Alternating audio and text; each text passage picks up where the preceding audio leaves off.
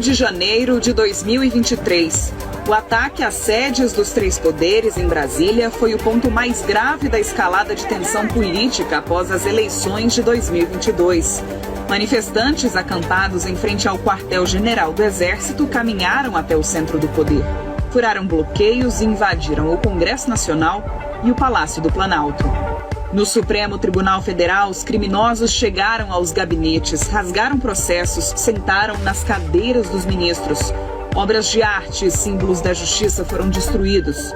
Uma espécie de alucinação coletiva, milhares de pessoas, aparentemente comuns, insufladas por falsidades, teorias conspiratórias, sentimentos antidemocráticos e rancor, foram transformadas em criminosos, aprendizes de terroristas. Não houve uma manifestação livre, não houve uma manifestação democrática, houve uma tentativa de golpe. Uma tentativa de golpe filmada pelos próprios golpistas. Jair Bolsonaro estava fora do país quando os ataques ocorreram, mas já estava na mira da Polícia Federal como possível mentor de um plano golpista. Após as invasões, a Polícia Federal passou a levantar documentos e provas que mais tarde responsabilizariam o ex-presidente e aliados pela tentativa de golpe de Estado. Os investigadores queriam chegar aos autores intelectuais dos atos criminosos e juntaram num mesmo inquérito outros episódios que deixavam clara a atuação de um grupo organizado e que agiu em prol de uma ruptura democrática. As investigações avançaram após o tenente-coronel Mauro Cid, ex-ajudante de ordens de Jair Bolsonaro, assinar um acordo de colaboração premiada. A delação foi feita após o militar ser preso em uma operação que investigou fraudes em cartões de vacina contra a Covid-19. Cid foi acusado de falsificar os documentos de Bolsonaro e de familiares. Os depoimentos do ex-braço direito de Jair apontaram os caminhos da investigação.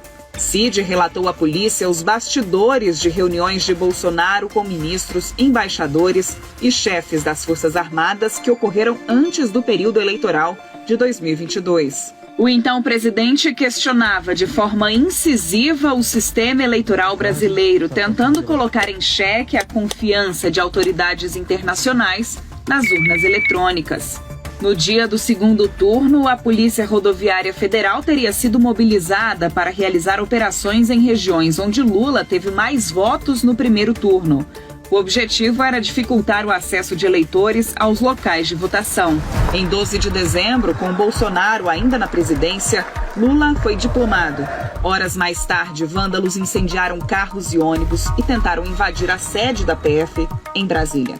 Na véspera do Natal daquele ano, uma bomba foi encontrada em um caminhão estacionado próximo ao aeroporto da capital federal. As investigações também apontaram que no mesmo mês, uma minuta golpista que previa a revogação do resultado eleitoral e a prisão de adversários políticos de Bolsonaro foi elaborada, assim como o plano Punhal Verde e Amarelo, que chegaria ao ponto de tramar os assassinatos de Lula, Geraldo Alckmin e Alexandre de Moraes. O inquérito da Polícia Federal foi concluído em novembro de 2024. Jair Bolsonaro e outros 36 aliados foram indiciados. O documento foi enviado ao ministro Alexandre de Moraes, relator de processos ligados a Bolsonaro desde 2019, e encaminhado à Procuradoria-Geral da República. Em fevereiro deste ano, o chefe do Ministério Público Federal, Paulo Gonet, devolveu o caso ao Supremo em forma de denúncia.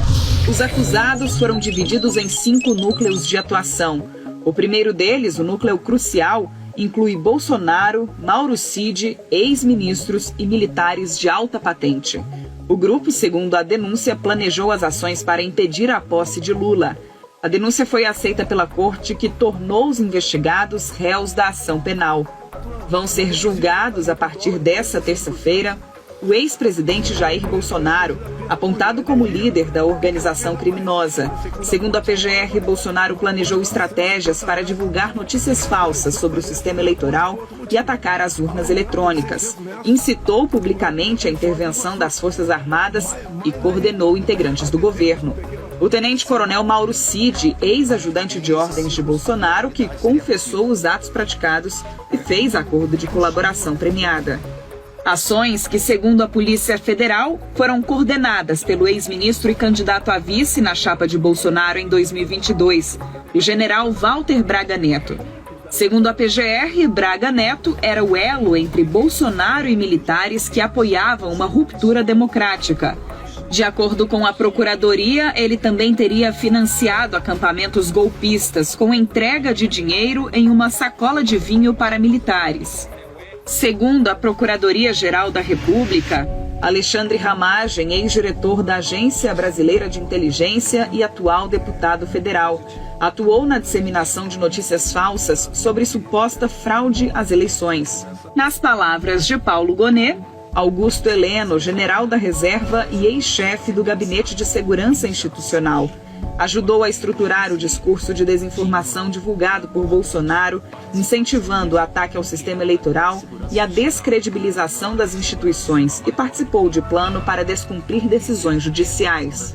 Anderson Torres, ex-ministro da Justiça e ex-secretário de Segurança Pública do Distrito Federal, usou o cargo para atacar o Tribunal Superior Eleitoral, teve papel importante na live em que Bolsonaro inaugurou os ataques e preparou uma operação para dificultar o acesso de eleitores às sessões de votação.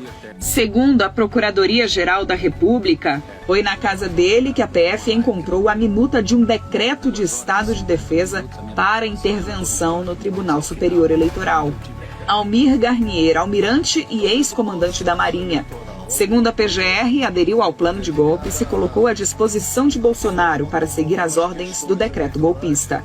E Paulo Sérgio Nogueira, general e ex-ministro da Defesa. Conforme a denúncia da PGR, participou de reuniões golpistas e instigou a ideia de intervenção das Forças Armadas no processo eleitoral. 5 crimes são imputados ao grupo: organização criminosa armada, tentativa de abolição violenta do Estado Democrático de Direito, planejamento de golpe de Estado, dano qualificado contra o patrimônio da União e deterioração de patrimônio tombado. Em junho, os réus foram interrogados na Suprema Corte. Todos negaram ter agido para promover um golpe de Estado. Foram mais de 52 testemunhas ouvidas entre defesa e acusação. Os depoimentos foram marcados por contradições e ânimos exaltados, e também por momentos de descontração, mesmo diante da seriedade do caso. Posso fazer uma brincadeira? O senhor sabe. Eu perguntaria aos seus advogados antes. Continuar. Eu gostaria de convidá-la para ser meu vice em 26. É isso aí. Eu declino novamente. Foi conversado algo sobre o meu nome nessa reunião? Sim, senhor. O senhor foi... O quê? O senhor foi muito criticado. Só? O senhor tem que falar a verdade. Sim, senhor. Ministro... Eu estou acostumado. Sim, senhor. Durante todo o processo, advogados dos réus questionaram a imparcialidade do ministro Alexandre de Moraes para relatar e julgar o caso. Com as diligências complementares concluídas e a entrega das alegações finais, no começo de agosto, o presidente da primeira turma do STF, Cristiano Zanin, marcou as datas para o julgamento. O caso também gerou repercussão internacional. Em julho, o ex-presidente dos Estados Unidos, Donald Trump, defendeu o ex-presidente brasileiro e definiu o processo como uma caça às bruxas. Donald Trump impôs sanções a Moraes alegando violação de direitos humanos. O magistrado está proibido de viajar aos Estados Unidos e de realizar transações com empresas americanas. Em entrevista ao jornal The Washington Post, Moraes afirmou que não recuaria nenhum milímetro diante das pressões. E na abertura do semestre judiciário, deixou o recado.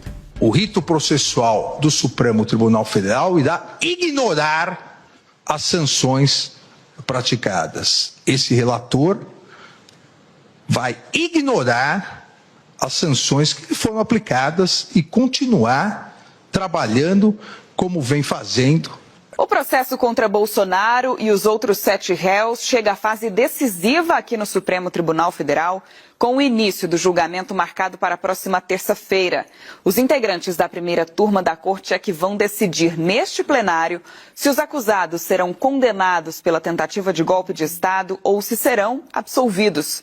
Em caso de condenação, as penas podem passar de 40